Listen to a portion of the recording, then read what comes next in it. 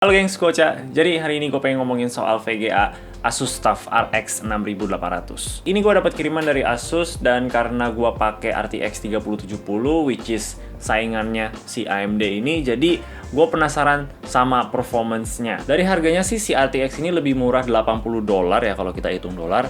Ini $500 dan ini tuh $580. Jadi lumayan tumben ya si AMD ini tuh lebih mahal daripada Nvidia. Biasanya mereka selalu kasih harga yang lebih murah tapi performance-nya itu bisa menandingi juga. Tapi kali ini kita dapat lebih mahal. Kalau di Indonesia dari Asusnya resmi sendiri, Asus TUF yang ini itu di harga 15.299.000. Sedangkan kalau kita lihat Asus TUF yang sama juga tapi RTX 3070 itu di harga 10.699.000. Jadi gue lumayan bingung kenapa bisa jauh banget harganya. Gue bakal pastiin lagi. Kita bakal lihat performanya kayak gimana. Kita bakal bandingin juga sama RTX 3070 dan apakah harga yang lebih mahal itu bikin performance yang lebih banyak. Nah tapi disclaimer dulu, yang RTX 3070 tuh gue nggak punya yang Asus TUF ini, yang gue punya pribadi. Ini yang MSI Gaming X Trio. Jadi mungkin bisa dibilang nggak adil untuk dibandingin keduanya. Ini bakal lebih adil kalau gue bandinginnya tuh sama sesama Asus gitu. Tapi karena gue cuma punyanya ini, ya udahlah kita pakai ini aja. Lagian gue rasa sih nggak bakal gitu beda jauh ya hasilnya. Yang bakal bikin beda tuh yang si Asus ini udah overclock dari sananya, jadi Asusnya udah bantu overclockin buat kita, sedangkan ini belum. Gua overclocknya manual lewat MSI Afterburner. Gue lupa gua overclocknya sampai berapa ya, gue bakal taruh screenshotnya di sini. Yang kita mesti perhatiin itu di core clocknya dan juga memory clocknya. Oke, kita ngomongin bentar soal desain VGA-nya ini. Menurut gua sih kalau dari depan kayak gini ya, yang MSI itu menurut gua lebih cantik depannya, tapi ini juga tetap sangat cantik kok, gue sih nggak ada masalah. Yang gue suka tuh kalau dari samping kayak gini loh, yang ini tuh kerasa lebih kotak, lebih tebel, lebih keren daripada yang MSI. Lagian kan kita bakal lebih sering lihat sampingnya, kecuali kita pakai riser cable dan bikin VGA-nya itu jadi vertikal. Kalau gue sih nggak vertikal, jadi gue lebih sering lihatnya yang bagian sini, which is nice. Ada RGB-nya di bagian sini, tapi ya kalian tau lah ya gimana perasaan gue sama RGB. Tapi untuk kalian yang suka, ini bakal ketutup anyway sama kabel PCIe-nya, kecuali kalian jalurin dari atas gitu. Kalau jalurinnya dari bawah kayak gini sih ya sama aja bohong, soalnya ketutup. Panjangnya ini di 32 cm, jadi kalau mau masuk ke ITX case kayak Cooler Master NR200 yang kemarin gue buat itu, ini masih muat. Dan slotnya itu 2,9 slot. Ini VGA-nya sih memang lumayan big boy sih, tebel banget. Yang nomor satu buat gue sih material yang Asus buat untuk VGA ini semuanya dari aluminium, jadi kerasa super solid. Dan dengan berat segini tuh gue awal agak takut kalau kita masukin ke case nanti dia bakal agak sengek gitu, tapi somehow ini gak bengkok sama sekali gitu. Gue rasa sih ini distribusi beratnya tuh sangat seimbang ya, bisa sampai selurus ini, walaupun ini tuh udah berat banget loh. Kipas yang di tengah itu kebalik sendiri dan ini bakal kurangin suara angin turbulence gitu, dan overall untuk improve suhu VGA-nya biar lebih sejuk. Ini VGA-nya juga ada sistem 0 RPM, jadi kalau misalkan suhunya itu masih di bawah 55 derajat, dia nggak bakal putar biar nggak ada suara. Di bawahnya juga ada potongan bolong kayak gini, ini juga untuk overall improve suhu VGA-nya pas lagi heavy load. Dan juga ada switch P mode buat performance dan juga Q mode untuk quiet, jadi gampang buat ganti-ganti, nggak usah lewat software. Pas gua main game nih suhunya juga adem banget, kayak kalau lagi main Apex itu biasa suhunya di sekitar 57-58 derajat gitu, dan perputaran kipasnya itu di sekitar 40%.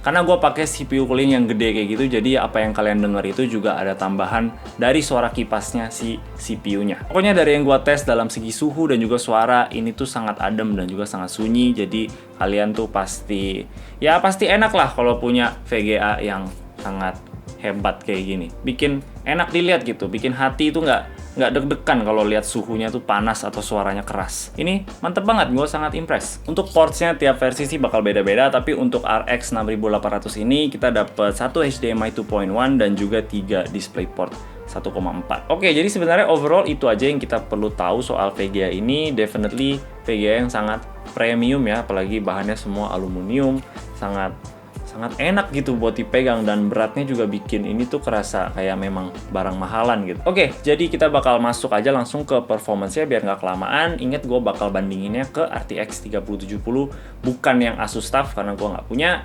Tapi nggak apa-apa, kita bakal lihat aja mereka kayak gimana. Untuk game-game yang gue coba sih nggak banyak ya, gue cuma cobain 4. Dan di resolusi 1920 x 1080, dan juga gue bakal tes di 3440 x 1440. Jadi satu itu 16:9 yang Full HD, satu lagi yang 1440p tapi yang ultra wide karena monitor gua kebetulan ultra wide. Oke, jadi ini adalah hasil tesnya.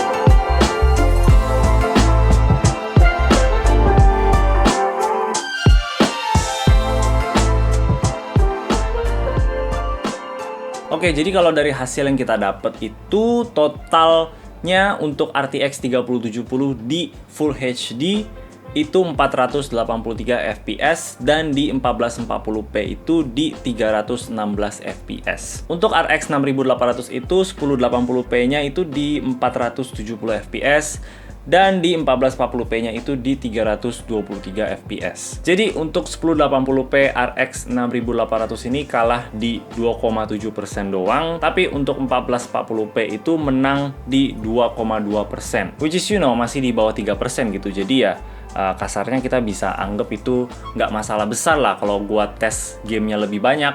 Gua rasa sih kita bakal lebih dapat hasil yang lebih akurat gitu ya, karena gue juga nggak gitu punya banyak game yang terkini sih, jadi ya gue coba dengan game yang gue punya aja. Kalau misalnya perbedaannya sampai 10% ke atas gitu, baru gue rasa sih itu memang ada perbedaan gitu. Kalau ini sih kita bisa bilang kalau mereka tuh lumayan setara. Nah tapi gue jadinya tuh agak merasa aneh ya sama si RX 6800 ini, karena dia tuh di posisi sekarang lebih mahal daripada RTX 3070. Kalau ini lebih murah kayak biasa, AMD lebih murah daripada Nvidia, ini tuh good deal banget. Apalagi kalau kalian itu nggak peduli sama ray tracing, karena jujur aja sekarang sih ray tracing itu masih lebih oke di Nvidia, karena mereka juga udah ya kasarnya udah belajar lah dari RTX 2000 series gitu. Sekarang tuh AMD kayak pas RTX 2000 series mereka baru belajar. Ditambah Nvidia juga ada DLSS yang super membantu sih. Di sini kita bisa lihat dari screenshot yang gua ambil dari Cyberpunk,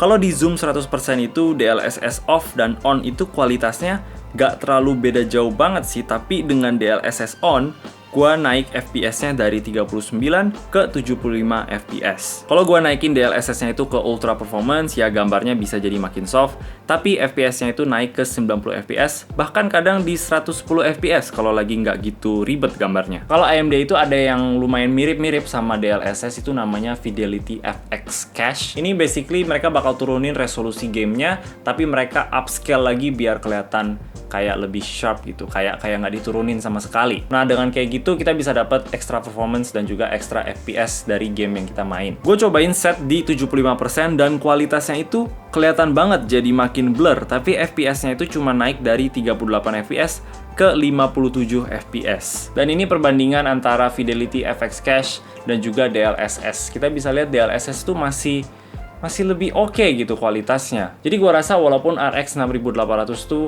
adalah VGA yang sangat kuat dan sangat capable untuk main game-game yang ekstrim gitu, gue juga pakainya enjoy banget. Gue nggak ada ngerasa aneh-aneh. Gue yakin kalau kalian pakai pun pasti kalian bakal seneng sama performance-nya. Tapi kenapa ini lebih mahal daripada si 3070 sih? Ini yang bikin agak aneh ya. Kalau ini lebih murah pasti gue yakin ini lebih laku daripada RTX 3070. Dan juga dengan adanya RTX 3060 Ti yang performance-nya itu sedikit di bawah RTX 3070, tapi ya tetap VGA yang sangat kuat gitu, dan juga kita bakal dapat fitur-fitur kayak DLSS. Itu sih gue rasa malah bikin VGA ini tuh agak nggak tahu di mana posisinya gitu. Jadi kalau misalnya kalian pikirin antara 3070 atau 6800, gue rasa sih tetap RTX 3070 yang lebih mantep pilihannya. Tapi ya good luck aja cari harga yang 10.700.000 gitu. Gua rasa sih nggak bakal ketemu ya sekarang. Sekarang mereka resell itu pada di ya pada di 15 juta ke atas lah. Gila banget sih, gue juga pusing liatnya gitu. Gue untung banget dapet ini tuh di harga 10.500.000. Gue rasa sih ini sangat worth it gitu harganya. Sekarang udah gila banget. Jadi gue rasa sih RTX 3070 tuh tetap pilihan yang lebih baik. Dan kalau kalian tertarik untuk beli RTX 3070 ataupun yang lain, gue rekomen banget Asus TUF ini build quality-nya gue yakin bakal impress kalian, dan juga suhunya dan juga suara kipasnya nggak berisik. Thank you Asus udah pinjemin gua untuk cek. Oke, itu aja dari gua. Kalau kalian suka sama video ini boleh kasih like dan juga subscribe. Thank you yang udah nonton. Bye bye. Bye bye.